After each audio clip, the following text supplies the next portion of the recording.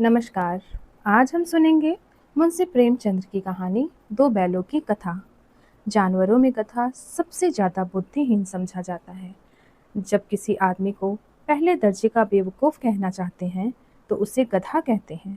गधा सचमुच बेवकूफ है या उसके सीधेपन, उसकी निरापर सहिष्णुता ने उसे यह पदवी दे दी है, इसका निश्चय नहीं किया जा सकता। गाय सींग मारती है, ब्याई हुई गाय तो अनायास ही सिंघनी का रूप धारण कर लेती है। कुत्ता भी बहुत गरीब जानवर है, लेकिन कभी कभी उसे भी क्रोध आ जाता है। लेकिन गधे को कभी क्रोध करते नहीं सुना, ना देखा। जितना चाहो उस गरीब को मारो, चाहे जैसी खराब सड़ी हुई घास सामने डाल दो, उसके चेहरे पर कभी असंतोष की छाया भी ना दिखाई देगी। बैसाख में चाहे एक आध बार कुल्ले कर लेता हो, पर हमने तो उसे कभी खुश होते नहीं देखा। उसके चेहरे पर एक स्थायी विषाद स्थायी रूप की छाया रहता है। सुख दुख, हानि लाभ, किसी दशा में भी उसे बदलते नहीं देखा। ऋषियों मुनियों के जितने गुण हैं वह सभी उसमें पराकाष्ठा को पहुंच गए हैं, पर आदमी उसे बेवकूफ कहता है। सदा गुणों का इतना अनादर कहीं नहीं देखा। कदाचित सीधापन संसार के लिए उपयुक्त नहीं है। देखिए ना, भारतवासियों की अफ्रीका में क्या दुर्दशा हो रही है। क्यों अमेरिका में उन्हें घुसने नहीं दिया जाता। बेचारे शराब नहीं पीते, चार पैसे कुछ समय के लिए बचा कर रखते हैं, जी तोड़ कर काम करते हैं, किसी से लड़ाई झगड़ा नहीं करते, चार बातें सुनकर गम खा जाते हैं, फिर भी बदनाम है। कहा जाता है वे जीवन के आदर्श को नीचा करते हैं। अगर वे भी ईंट का जवाब पत्थर से देना सीख जाते तो शायद सभ्य कहलाने लगते। जापान की मिसाल सामने है। एक ही विजय ने उसे संसार की सभ्य जातियों में गण्य बना दिया। लेकिन गधे का एक छोटा भाई और भी है, जो उससे कुछ ही कम गधा है, और वह है बैल। जिस अर्थ में हम गधा का उपयोग करते हैं, कुछ उसी से मिलते जुलते अर्थ में बछिया के ताव का प्रयोग भी करते हैं। कुछ लोग बैल को शायद बेवकूफ़ों में सर्वश्रेष्ठ कहेंगे, मगर हमारा विचार ऐसा नहीं। बैल कभी कभी मारता भी है, कभी कभी अड़ियल बैल भी देखने में आ जाता है, और भी कई रीतियों से वह अपना असंतोष प्रकट कर देता है। अतएव उसका स्थान गधे से नीचा है। झूरी काछी के दोनों बैलों के नाम थे हीरा और मोती। दोनों पर छाई जाति के थे, देखने में सुंदर, काम में चौकस, डील, ऊंचे। बहुत दिनों साथ रहते रहते दोनों में भाईचारा हो गया था। दोनों आमने सामने या आसपास बैठे एक दूसरे से मुख भाषा में विचार विनिमय करते थे। एक दूसरे के मन की बात कैसे समझ जाता था हम नहीं कह सकते। अवश्य ही उनमें कोई ऐसी गुप्त शक्ति थी जिससे जीवों में श्रेष्ठता का दावा करने वाला मनुष्य वंचित है। दोनों एक दूसरे को चाटकर और सूंघकर अपना प्रेम प्रकट करते। कभी कभी दोनों सिंग भी मिला लिया करते थे, विग्रह के भाव से नहीं, केवल विनोद के भाव से, आत्मीयता के भाव से। जैसे दोस्तों में घनिष्ठता होते ही घोल घप्पा होने लगता है, इसके बिना दोस्ती कुछ फुसफुसी, कुछ हल्की सी रहती है, जिस पर ज्यादा विश्वास नहीं किया जा सकता।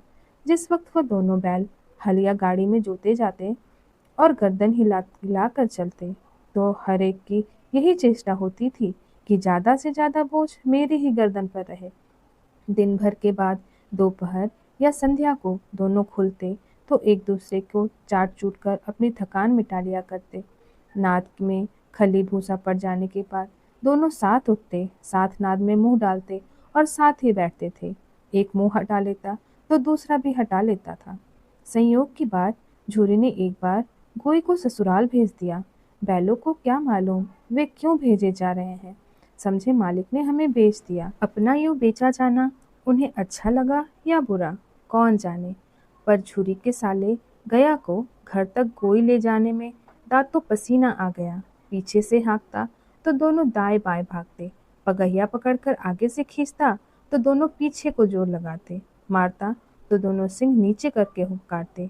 अगर ईश्वर ने उन्हें वाणी दी होती तो झूरी से पूछते, तुम हम गरीबों को क्यों निकाल रहे हो? हमने तो तुम्हारी सेवा करने में कोई कसर नहीं उठा रखी। अगर इतनी मेहनत से काम न चलता था तो और काम लेते। हमें तो तुम्हारी चाकरी में मर जाना कबूल था। हमने कभी दाने चारे की शिकायत नहीं की। तुमने जो कुछ खिलाया वह सिर झुका कर खा लिया। फिर तुमने हमें इस जालिम के हाथ क्यों बेच दिया? संध्या समय दोनों बैल अपने नए स्थान पर पहुंचे। दिन भर के भूखे थे, लेकिन जब नाद में लगाए गए तो एक ने भी उसमें मुंह न डाला। दिल भारी हो रहा था। जिसे उन्होंने अपना घर समझ रखा था वह आज उनसे छूट गया था। यह नया घर, नया गांव, नए आदमी, सब उन्हें बेगाने से लगते थे। दोनों ने अपनी मुख भाषा में सलाह की, एक दूसरे को कनखियों से देखा और लेट गए। जब गांव में सूता पड़ गया तो दोनों ने जोर मारकर पगहे तुड़ा डाले और घर की तरफ चले। पगहे बहुत मजबूत थे, अनुमान न हो सकता था कि कोई बैल उन्हें तोड़ सकेगा, पर इन दोनों में से एक समय दूनी ताकत आ गई थी। एक एक झटके से रस्सियां टूट गई। झूरो प्रातःकाल उठा तो देखा कि दोनों बैल चरनी पर खड़े हैं। दोनों की गर्दनों में आधा आधा गराव लटक रहा है, घुटने तक पांव कीचड़ से भरे हैं और दोनों की आंखों में पितरों में स्नेह झलक रहा है। भूरी बैलों को देखकर स्नेह से गदगद हो गया, दौड़कर उन्हें गले लगा लिया। प्रेमालिंगन और चुंबन का वह दृश्य बड़ा ही मनोहर था। घर और गांव के लड़के जमा हो गए और तालियां बजा बजा कर उनका स्वागत करने लगे। गांव के इतिहास में यह घटना अभूतपूर्व न होने पर भी महत्वपूर्ण थी। बाल सभा ने निश्चय किया, दोनों पशुवीरों को अभिनंदन पत्र देना चाहिए। कोई अपने घर से रोटियां लाया, कोई गुड़, कोई चोकर, कोई भुस्सी। एक बालक ने कहा, ऐसे बैल किसी के पास ना होंगे। दूसरे ने समर्थन किया, इतनी दूर से दोनों अकेले चले आए। तीसरा बोला, बैल नहीं है वे, उस जन्म के आदमी हैं। इसका प्रतिवाद करने का किसी को साहस ना हुआ। झूरी की स्त्री ने बैलों को द्वार पर देखा तो जल उठी, बोली, कैसे नमक हराम बैल हैं कि एक दिन भी वहां काम न किया, भाग खड़े हुए। झूरी अपने बैलों पर यह आक्षेप न सुन सका। नमक हराम क्यों है? चारा दाना ना दिया होगा तो क्या करते? स्त्री ने रोब के साथ कहा, बस तुम ही तो बैलों को खाना खिलाना जानते हो, और तो सभी पानी पिला पिला कर रखते हैं। झूरी ने चिढ़ाया, चारा मिलता तो क्यों भागते? स्त्री चिढ़ी, भागे इसलिए कि वे लोग तुम्हें जैसे बद्धुओं की तरह बैलों को सहलाते नहीं, खिलाते हैं तो रगड़ कर जोतते भी हैं। यह दोनों ठहरे कामचोर भाग निकले। अब देखो कहाँ से खल्ली और चोकर मिलता है। सूखे भूसे के सिवा कुछ ना दूंगी, खाए चाहे मरे। वही हुआ। मजूर को कड़ी ताकीद कर दी गई और बैलों को खली सूखा भूसा दिया जाए। बैलों में नाद में मुंह डाला तो फीका फीका, ना कोई चिकनाहट ना कोई रस। क्या खाए? आशा भरी आंखों से द्वार की ओर ताकने लगे। भूरी ने मजूर से कहा, थोड़ी सी खली क्यों नहीं डाल देते बा? मालकिन मुझे मार ही डालेगी। चुराकर डाला ना दादा, पीछे से तुम भी उन्हीं से कहोगे। दूसरे दिन भूरी का साला फिर आया और बैलों को ले चला। उसने दोनों को गाड़ी में जोता। 2-4 बार मोती ने गाड़ी को सड़क की खोई में गिराना चाहा, पर हीरा ने संभाल लिया। वह ज्यादा सहनशील था। संध्या समय घर पहुंचकर उसने दोनों को मोटी रस्सियों से बांधा और कल की शरारत का मजा चखाया। फिर वही सूखा भूसा डाल दिया। अपने दोनों बैलों को खली चूनी सब कुछ दी। दोनों बैलों का ऐसा अपमान कभी न हुआ था। भूरी इन्हें फूल की छड़ी से भी न छूता था। उसके टिटाकार पर दोनों उड़ने लगते थे। यहाँ मार पड़ी, आहत सम्मान की व्यथा तो थी ही। उस समय मिला सूखा भूसा। नाद की तरफ आंखें तक न उठाई। दूसरे दिन गया ने बैलों का हाल में जोता, पर इन दोनों ने जैसे पांव उठाने की कसम खा ली थी। वह मारते मारते थक गया, पर दोनों ने पांव ना उठाया। एक बार जब उस निर्दयी ने हीरा की नाक में खूब उंडे मार जमाए तो मोती का गुस्सा काबू से बाहर हो गया। हल लेकर भागा। हल, रस्सी, जुआ, जोत सब टूट टाट कर बराबर हो गया। गले में बड़ी बड़ी रस्सियां न होती तो दोनों पकड़ाई में न आते। हीरा ने मुख भाषा में कहा, भागना व्यर्थ है। मोती ने उसी भाषा में उत्तर दिया, तुम्हारी तो इसने जान ही ले ली थी, अब की बड़ी मार पड़ेगी। पड़ने दो, बैल का जन्म लिया है तो मार से कहाँ तक बचेंगे। गया 2 आदमियों के साथ दौड़ा आ रहा है।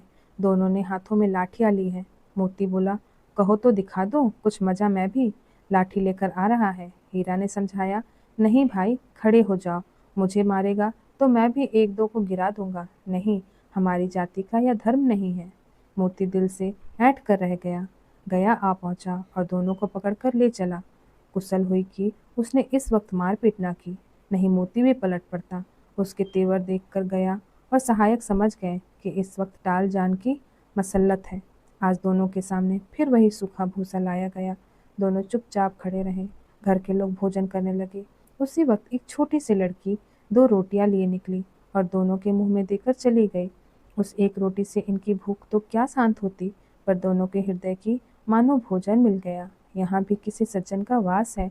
लड़की भैरों की थी, उसकी माँ मर चुकी थी, सौतेली माँ उसे मारती रहती थी, इसीलिए इन बैलों से उसे एक प्रकार का आत्मीयता सी हो गई थी। दोनों दिन भर जोते जाते, डंडे खाते, अड़ते, शाम को थान पर बांध दिए जाते और रात को वही बालिका उन्हें 2 रोटियां खिला जाती।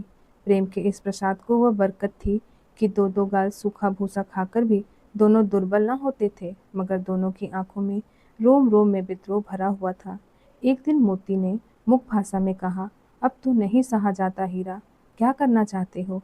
एक आध को सींगों से उठाकर फेंक दूंगा, लेकिन जानते हो, वह प्यारी लड़की जो हमें रोटियां खिलाती है, उसी की लड़की है जो इस घर का मालिक है। वह बेचारी अनाथ हो जाएगी, तो मालकिन को ना फेंक दो, वही तो उस लड़की को मारती है। लेकिन औरत जात पर सिंह चलाना मना है, यह भूले जाते हो? तुम तो किसी तरह निकलने ही नहीं देते। तो आओ, आज तुड़ाकर भाग चले। हाँ, यह मैं स्वीकार करता हूँ, लेकिन इतनी मोटी रस्सी टूटेगी कैसे? इसका उपाय है। पहले रस्सी को थोड़ा सा चबा लो, फिर एक झटके में जाती है। रात को जब बालिका रोटी खिलाकर चली गई, तो दोनों रस्सी चबाने लगे, पर मोटी रस्सी मुंह में ना आती थी। बेचारे बार बार जोर लगाकर रह जाते थे। सहसा घर का द्वार खुला और वही लड़की निकली। दोनों सिर झुकाकर उसके हाथ चाटने लगे। दोनों की पूंछें खड़ी हो गई। उसने उसके माथे सहलाए और बोली, खोले देती हूँ, चुपके से भाग जाओ, नहीं यहाँ लोग मार डालेंगे। आज घर में सलाह हो रही थी कि इनके नाकों में नाथ डाल दी जाए। उसने ग्वार खोला, पर दोनों चुपचाप खड़े रहे। मोती ने अपनी भाषा में पूछा, अब चलते क्यों नहीं? हीरा ने कहा, चले तो, लेकिन कल इस अनाथ पर आफत आएगी, सब इसी पर संदेह करेंगे। सहसा बालिका चिल्लाई, दोनों फूफा वाले बैल भागे जा रहे हैं। ओ दादा दादा, दोनों बैल भागे जा रहे हैं, जल्दी दौड़ो। गया हड़बड़ाकर भीतर से निकला और बैलों को पकड़ने चला। वह दोनों भागे। गया ने पीछा किया, वह और भी तेज भाग गए। गया ने शोर मचाया, फिर गांव के कुछ आदमियों को साथ लेने के लिए लौटा। दोनों मित्रों को भागने का मौका मिल गया। सीधे दौड़ते चले गए, यहाँ तक कि मार्ग का ज्ञान न रहा। जिस परिचित मार्ग से आए थे, उसका यहाँ पता न था। नए नए गांव मिलने लगे।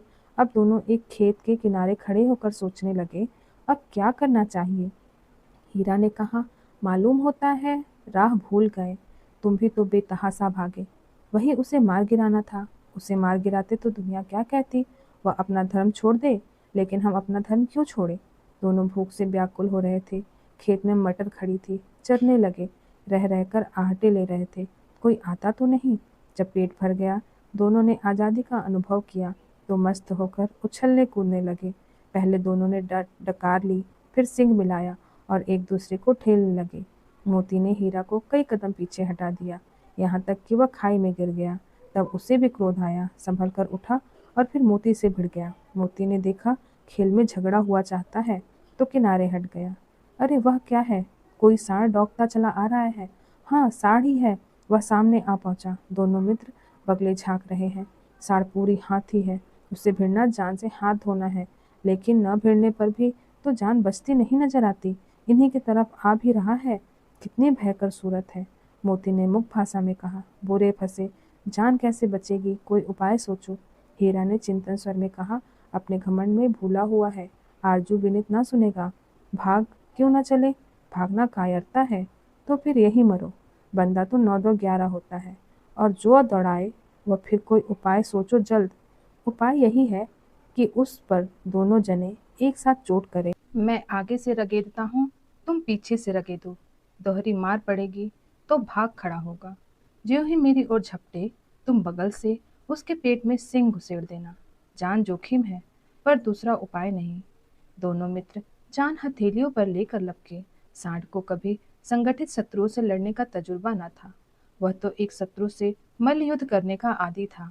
जो ही हीरा पर झपटा, मोती ने पीछे से दौड़ाया। सांड उसकी तरफ मुड़ा तो हीरा ने रगेदा। सांड चाहता था कि एक एक करके दोनों को गिरा ले, पर यह दोनों उस्ताद थे, उसे यह अवसर न देते थे। एक बार सांड झल्लाकर हीरा का अंत कर देने के लिए चला कि मोती ने बगल से पाकर उसके पेट में सिंग भोंक दी। सांड क्रोध में आकर पीछे फिरा तो हीरा ने दूसरे पहलू में सिंग चुभा दी। आखिर बेचारा जख्मी होकर भागा और दोनों मित्रों ने दूर तक उसका पीछा किया।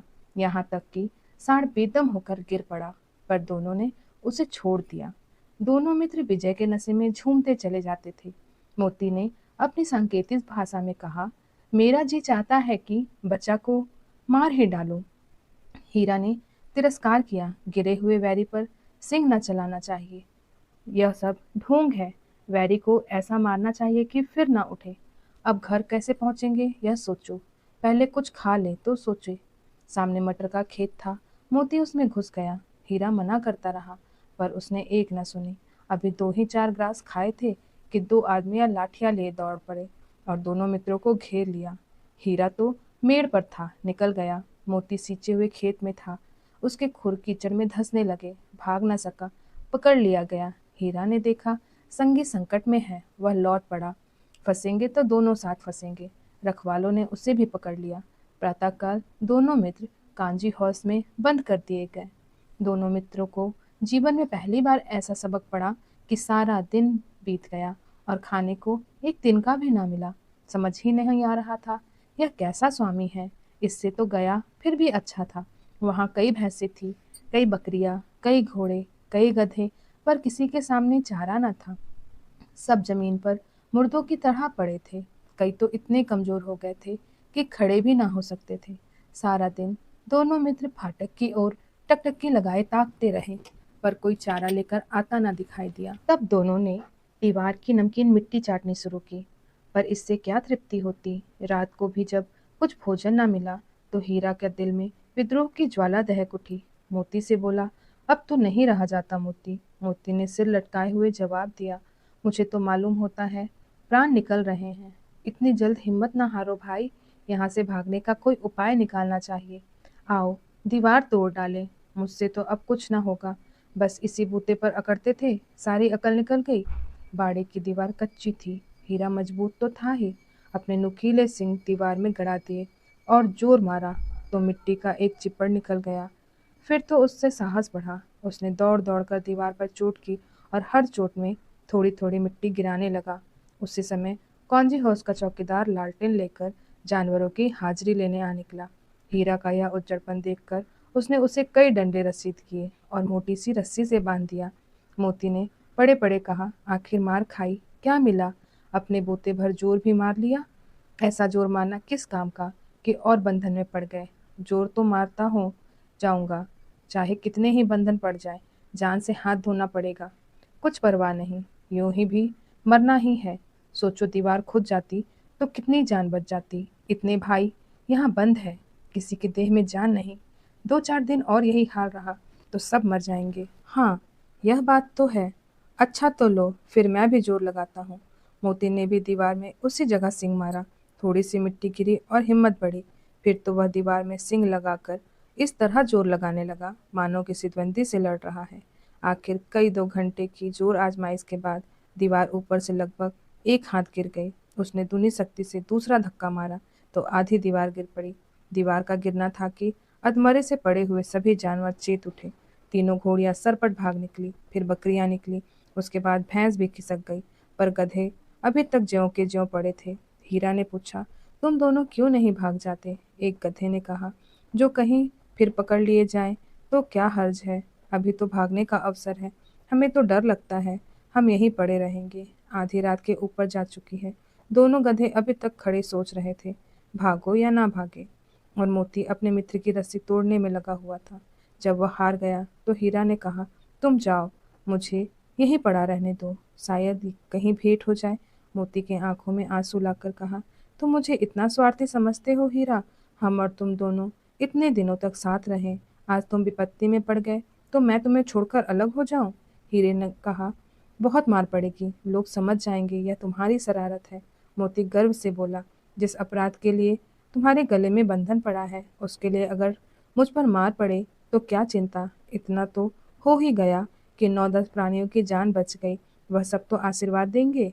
यह कहते हुए मोती ने दोनों गधों को सींग से मारा, मार मार कर बाड़े से बाहर निकाला और तब अपने बंधु के पास आकर सो रहा। भोर होते ही मुंशी और चौकीदार और अन्य कर्मचारियों में कैसी खलबली मची, इसके लिखने की ज़रूरत नहीं। बस इतना ही काफ़ी है कि मोती को खूब मरम्मत हुई और उसे भी मोटी रस्सी से बांध दिया गया। एक सप्ताह तक दोनों मित्र वहां बंधे पड़े रहे। किसी ने चारे का एक तृण भी ना डाला। हाँ, एक बार पानी दिखा दिया जाता था, यही उनका आधार था। दोनों इतने दुर्बल हो गए थे कि उठा ना जाता था। ठठरियाँ निकल आई थी। एक दिन बाड़े के सामने डुग्गी बजने लगे और दोपहर होते होते वहाँ 5-60 आदमी जमा हो गए। तब दोनों मित्र निकाले गए और उनकी देखभाल होने लगी। लोग आकर उनकी सूरत देखते और मन फीका करके चले जाते। ऐसे मृतक बैलों को कौन खरीददार होता। सहसा एक दड़ियल आदमी, जिसकी आंखें लाल थी और मुद्रा अत्यंत कठोर, आया और दोनों मित्रों के कूल्हे में उंगली गोदकर मुंशी जी से बात करने लगा। उसका चेहरा देखकर अंतर्ज्ञान से दोनों मित्रों के दिल कांप उठे।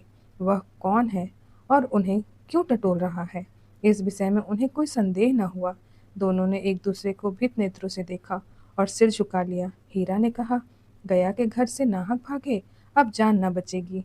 मोती ने अश्रद्धा के भाव से उत्तर दिया, कहते हैं भगवान सबके ऊपर दया करते हैं, उन्हें हमारे ऊपर क्यों दया नहीं आती। भगवान के लिए हमारा मरना जीना दोनों बराबर है। चलो अच्छा ही है, कुछ दिन उनके पास तो रहेंगे। एक बार भगवान ने उस लड़की के रूप में हमें बचाया था, क्या अब ना बचाएंगे। यह आदमी छुरी चलाएगा, देख लेना। तो क्या चिंता है, मांस, खाल, सींग, हड्डी सब किसी न किसी काम आ जाएगी। नीलाम हो जाने के बाद दोनों मित्र उस दड़ियल के साथ चले। दोनों की बोटी बोटी कांप रही थी। बेचारे पांव तक ना उठा सकते थे, पर भय के मारे गिरते पड़ते भागे जाते थे, क्योंकि वह जरा भी चाल धीमी हो जाने पर जोर से डंडा जमा देता था। राह में गाय बैलों का एक रेवड़ हरे हरे हरकों में चरता नजर आया। सभी जानवर प्रसन्न थे, चिकने चपल। कोई उछलता था, कोई आनंद से बैठा पागुर करता था। कितना सुखी जीवन था इनका, पर कितने स्वार्थी हैं सब। किसी को चिंता नहीं कि उनके दो भाई बाधिक के हाथ पड़े कैसे दुखी हैं। सहसा दोनों को ऐसे मालूम हुआ कि यह परिचित राह है। हाँ, इसी रास्ते से गया, उन्हें ले गया था। वही खेत, वही बाग, वही गांव मिलने लगे। प्रतिक्षण उनकी चाल तेज होने लगी। सारी थकान, सारी दुर्बलता गायब हो गई। आह, यह लो, अपना ही हार आ गया। इसी कुएं पर हम पुर चलाने आया करते थे। हाँ, यही कुआं है। मोती ने कहा, हमारा घर नजीक आ गया। हीरा बोला, भगवान की दया है, मैं तो अब घर भागता हूँ। यह जाने देगा, इसे मैं मार गिराता हूँ। नहीं नहीं, दौड़कर थान पर चलो, वहां से हम आगे ना जाएंगे। दोनों उन्मत्त होकर बछड़ों की भांति कुलेल करते हुए घर की ओर दौड़े। वह हमारा थान है। दोनों दौड़कर अपने थान पर आए और खड़े हो गए। दड़ियल भी पीछे पीछे दौड़ा चला आता था। झूरी द्वार पर बैठा धूप खा रहा था। बैलों को देखते ही दौड़ा और उन्हें बारी बारी से गले लगाने लगा। मित्रों की आंखों में आनंद के आंसू बहने लगे। एक जूरों को चाट रहा था। दड़ियल ने जाकर बैलों की रस्सियां पकड़ ली। भूरी ने कहा, मेरे बैल है, तुम्हारे बैल कैसे। मैं मवेशी खाने से नीलाम लिए आता हूँ। मैं तो समझता हूँ चुराए लिए आते हो। चुपके से चले जाओ, मेरे बैल हैं, मैं बेचूंगा तो बिकेंगे। किसी को मेरे बैल नीलाम करने का क्या अख्तियार है। जाकर थाने में रपट कर दूंगा। मेरे बैल हैं, इसका सबूत यह है कि मेरे द्वार पर खड़े हैं। दड़िया झल्ला कर बैलों को जबरदस्ती पकड़ ले जाने के लिए बढ़ा। उसी वक्त मोती ने सिंह चलाया। दड़ियल पीछे हटा। मोती ने पीछा किया। दड़ियल भागा। मोती पीछे दौड़ा। गांव से बाहर निकल जाने पर वह रुका, पर खड़ा दड़ियल का रास्ता देख रहा था। दड़ियल दूर खड़ा धमकियां दे रहा था, गालियां निकाल रहा था, पत्थर फेंक रहा था, और मोती विजय और सूर की भांति उसका रास्ता रोक खड़ा था। गांव के लोग तमाशा देखते थे और हंसते थे। जब दड़ियल हार कर चला गया तो मोती अकड़ता हुआ लौटा। हीरा ने कहा, मैं डर गया था कि कहीं तुम गुस्से में आकर मार ना बैठो। अगर वह मुझे पकड़ता तो मैं बेमारे ना छोड़ता। अब ना आएगा, आएगा तो दूर ही से खबर लूंगा, देखूं कैसे ले जाता है। जो गोली मरवा दे, मर जाऊंगा, पर उनके काम तो ना आऊंगा। हमारी जान को कोई जान ही नहीं समझता, इसीलिए कि हम इतने सीधे होते हैं। जरा देर में नादों में खली, भूसा, चोकर, दाना भर दिया गया और दोनों मित्र खाने लगे। झोरी खड़ी दोनों को सहला रहा था और 20 लड़के तमाशा देख रहे थे। सारे गांव में उत्साह सा मालूम होता था। उसी समय मालकिन ने आकर दोनों के माथे चूम लिए। धन्यवाद।